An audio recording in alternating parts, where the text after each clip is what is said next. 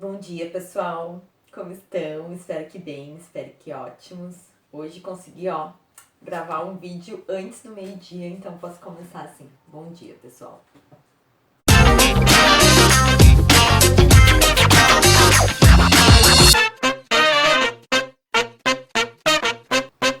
Então, hoje esse vídeo é da unidade 2 sobre a origem do ser humano e migração nômade. E aí, pra gente pensar, então, como foi um pouco mais sobre a questão do evolucionismo, que vocês viram o vídeo, leram o texto que eu passei para vocês nas últimas 2 semanas, e como foi essa evolução dos hominídeos, certo? A evolução, então, ela vai ocorrer através de 3 principais fatores, que é a adaptação ao meio natural, a descendência e a mutação genética, certo? Esses 3 fatores, então, a adaptação ao meio natural, ou seja, como é que os seres vivos, e aí a evolução trata de todos os seres vivos, não só de seres humanos, é sobre todas as espécies, animais e vegetais, vão se adaptando às condições do meio natural. E aí, quando nasce um novo ser vivo dessa espécie, causa uma pequena mutação genética. E aí, quando nasce outro ser vivo dessa espécie, uma outra pequena mutação genética. Pensa essas pequeninas mutações genéticas por causa de adaptação ao meio natural, ao meio que a gente vive, ao longo de milhares e milhares de anos. Isso, então, é o que faz com que surjam novas espécies ou desapareçam, né? Então, tem muitas espécies que já desapareceram nesse mundo que a gente vive, por exemplo, os dinossauros. E lembrem, quem é que foi um dos principais autores mais conhecidos que desenvolveu essa teoria foi Charles Darwin, que criou o livro Origem das Espécies, que vocês leram então um pequeno textinho falando sobre isso. E o Charles Darwin, então, ele vai dizer que não é a mais forte das espécies que sobrevive, nem a mais inteligente, mas aquela que melhor se adapta às mudanças. Ou seja, é a capacidade de se adaptar às mudanças do meio que faz com que as espécies sobrevivam e não será mais forte, certo? Então, pensando nisso, é bem importante a gente entender que essa evolução, ela não é sinônimo de melhora, certo? Que é uma coisa que vocês tendem a confundir muito. Evolução das espécies não é melhorar espécies, é só uma adaptação ao meio. E aí tem esse quadro que eu vou passar para vocês agora para exemplificar isso melhor. A parte de cima que diz This is not evolution, ou seja, isso não é evolução, que é justamente, que tá ali com uma tarja vermelha, é justamente como a evolução, ela é representada normalmente, como se fosse uma linha reta, contínua, e como se o ser humano fosse um ser superior aos outros, e se não houvesse ramificações e nem extensões, só fosse mudando de um para o outro. Não é assim que acontece. Então, o esquema de baixo, This is Evolution, ali onde está escrito, é o que pode representar melhor o que é, então, evolução. E aí vocês veem ali embaixo que tem várias espécies de primatas e dentre elas é o ser humano. Ou seja, o ser humano não é especial, ou não é melhor que as outras espécies, nem um lugar onde se quis chegar, um lugar melhor que as outras espécies, mas ele é uma dentre outras tantas. Então a gente pode ver ramificações. E o que é muito importante é que essas mudanças das espécies, elas não são individuais, elas são em grupos, ou seja, é um grupo inteiro de uma espécie que muda, não só um ser de uma determinada espécie, certo? E podem haver mudanças, ou seja, podem haver extinções, né, nessas mudanças. Pode haver espécies que deixam de existir. E aí a gente tem que cuidar muito, muito, muito, e por isso o esquema de baixo é correto e de cima é errado, que o ser humano não veio do macaco, gente. Muito cuidado com essa afirmação. O ser humano é apenas... Existe entre o ser humano e o macaco um ancestral em comum que ainda não se sabe qual é, certo? Então o ser humano não veio do macaco. Dito isso, a gente vai começar agora a ver a evolução dos hominídeos, certo?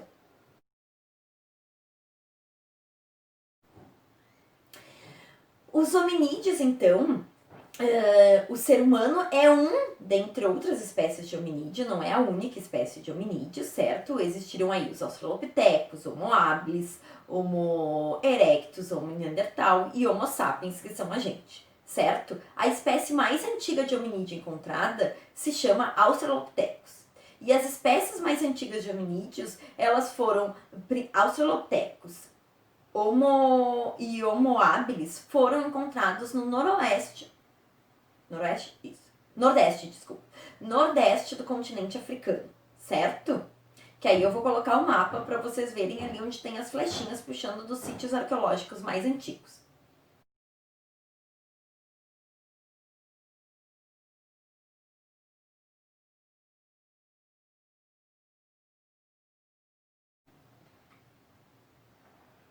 Esses sítios arqueológicos, então, é onde tem os fósseis, ou seja, os restos de ossos mais antigos dessas espécies de hominídeos, certo? Que foi o que deu para ver ali no mapa que eu coloquei para vocês.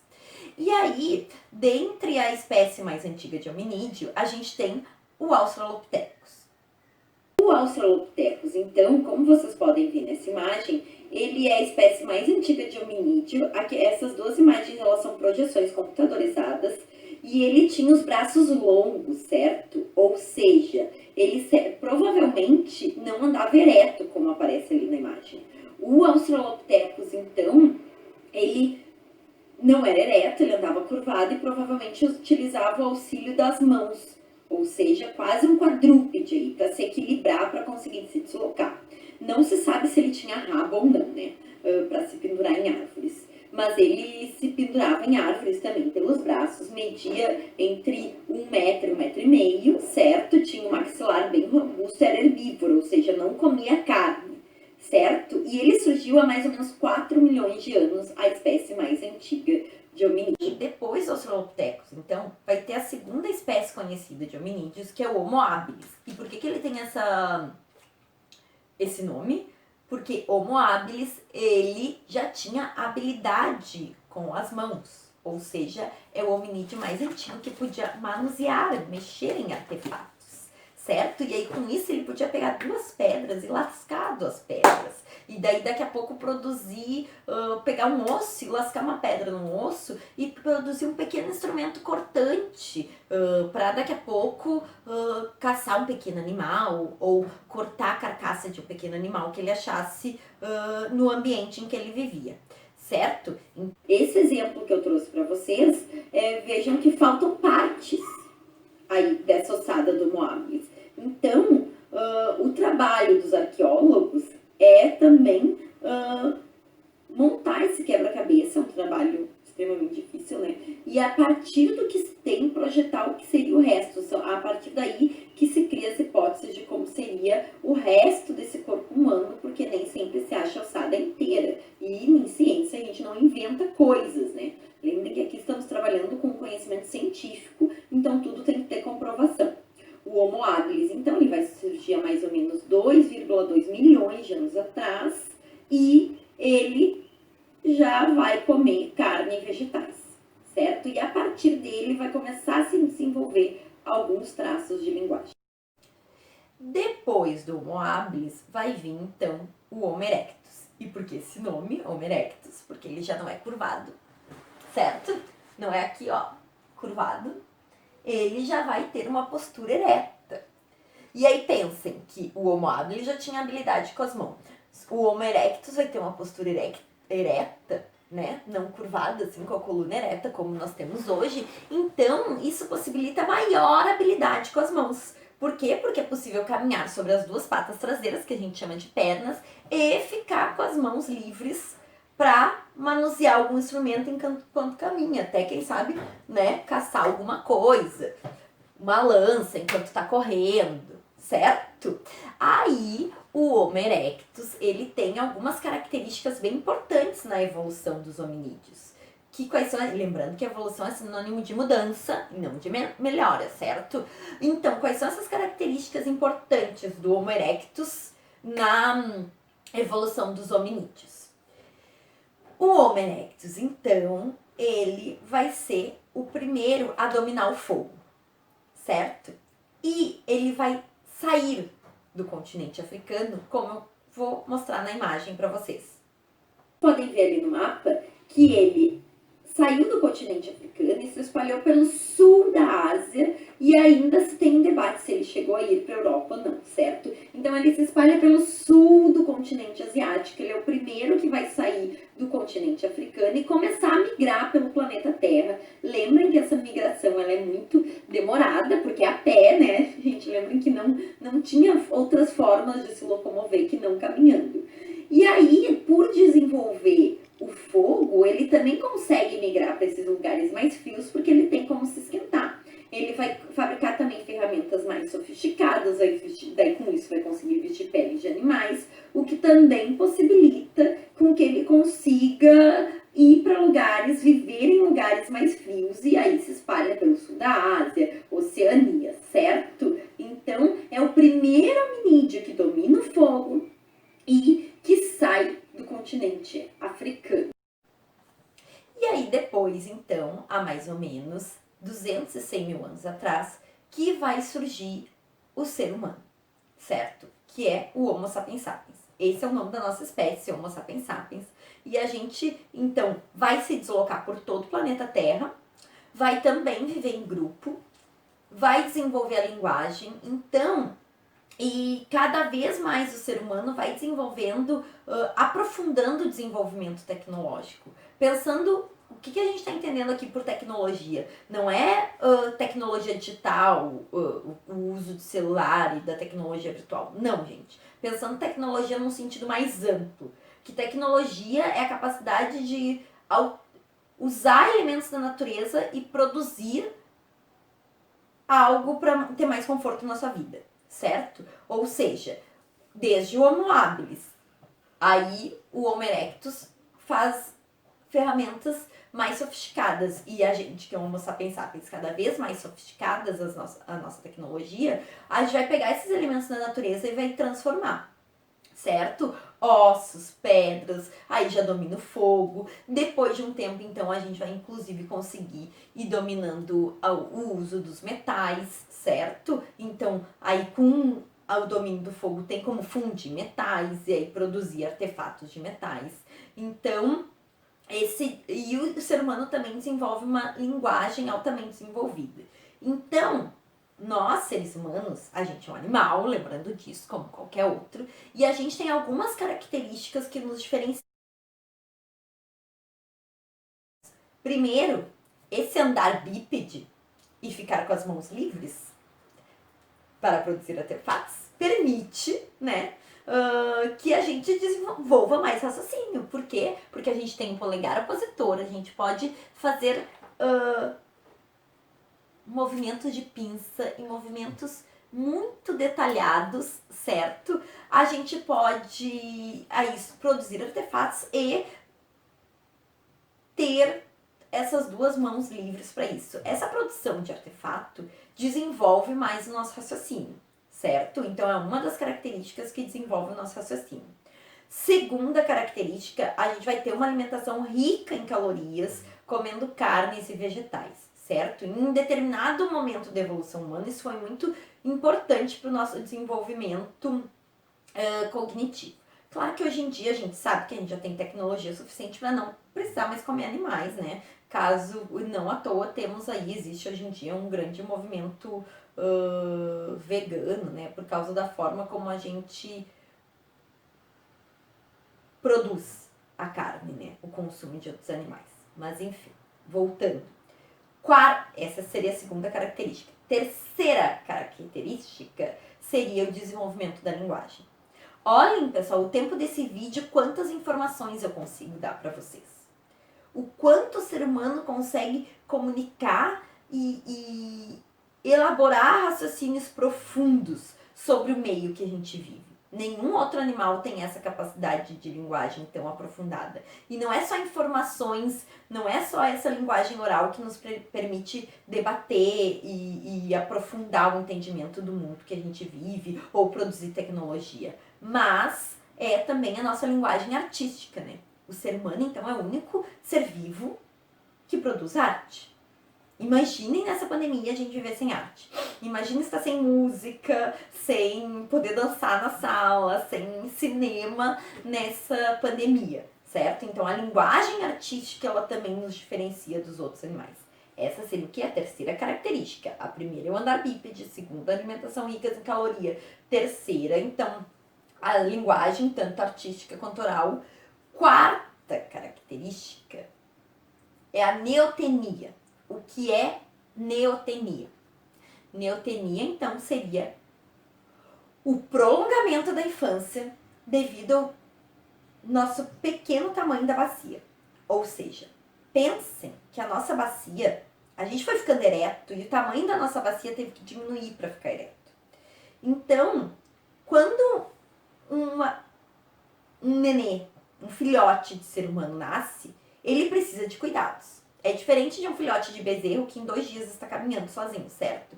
Por quê? Porque a nossa bacia diminuiu para ficar ereto. Tipo, se a gente esperasse o tempo da gestação que um filhote de ser humano sai e consegue caminhar sozinho, não teria como passar pelo tamanho da bacia, né? De uma fêmea humana.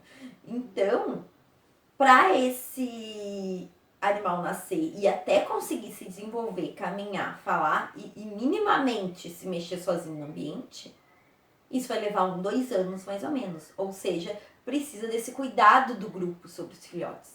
Então isso fez com que o ser humano ele tivesse que ter toda uma organização para cuidar desses filhotes que são indefesos.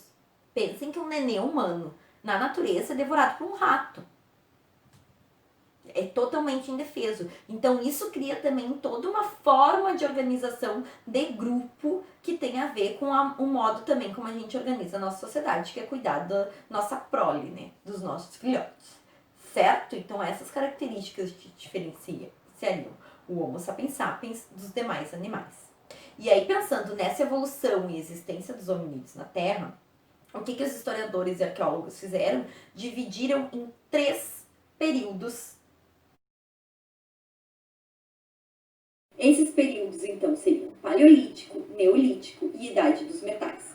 O Paleolítico, então, seria o período que foi de 2,5 milhões de anos atrás até 10 mil anos atrás, ou seja, um período em que existiram Homo habilis, Homo erectus e Homo sapiens, certo? E que foi quando existiu essa produção de artefatos de pedra lascada. E tem já evidências de pintura rupestre, de arte rupestre, que é daí a pintura em cavernas, e sepultamento de mortos. Ou seja, desde lá do Homo habilis se tem esses vestígios de que os hominídeos já sepultavam os seus mortos, que é uma coisa que também os outros animais não fazem, né, gente? Sepultar morto. Os cadáveres ficam ali apodrecendo, né? Não tem essa cerimônia de quando morre um outro ser vivo. Depois, então, e esses períodos históricos, eles são divididos a partir das mudanças tecnológicas que foram havendo entre esses hominídeos. No período neolítico, aí a gente já só está falando de Homo sapiens sapiens, não estamos falando dos outros hominídeos, certo? Que seria o período que foi de 10 mil a 6 mil anos atrás, em que começa a haver a produção de pedra polida, não mais a pedra lascada. Pensem a capacidade, inclusive, de produzir uma bola de pedra, certo? Totalmente polida, lisa, sem ranhuras. Se produz arco e flecha, as primeiras embarcações, ou seja, o ser humano começa a navegar pelo mundo, né? Se espalhar, inclusive, navegando. De tecelagem, ou seja, produção de tecido e agricultura. Então, a partir do Neolítico que vai se desenvolver a agricultura mais ou menos 10 mil anos atrás. E olhem quanto é recente isso do ser humano deixar de ser caçador e coletor e começar a plantar em algumas partes do globo. Pense que o ser humano existe há mais ou menos 100 e 200 mil anos atrás. Só uns 10 mil anos atrás começam a surgir os primeiros sinais de agricultura. E mais recentemente a divisão feita é da Idade dos Metais. Ou seja, mais ou menos 5 mil anos atrás, que há indício da produção desses artefatos de metais no norte da África e no Oriente Próximo, certo? E aí, primeiro começou a se produzir cobre, há mais ou menos 5 mil anos atrás, depois bronze e depois ferro. Então, pessoal, sobre a evolução dos hominídeos, É isso que eu tinha a dizer. Qualquer dúvida, gente, perguntas, colocações, sugestões, escrevam nos comentários, por favor. Lembrem que eu estou aqui aprendendo como dar aula nesse modo. E, como não poderia deixar de ser diferente, temos questões, certo? Vou deixar lá nas instruções da atividade questões para vocês responderem sobre essa aula, essa videoaula de hoje. E aí tem também esses slides que eu passei, eles têm esse PowerPoint no grupo, então, pessoal, então vocês podem olhar lá, se ficar muito difícil eu ficar pausando ali as imagens que eu fui colocando ao longo do vídeo. Então, por hoje é só, bons trabalhos essa semana, se cuidem, se puderem, fiquem em casa, usem máscaras e evitem aglomerações. Abraço, pessoal!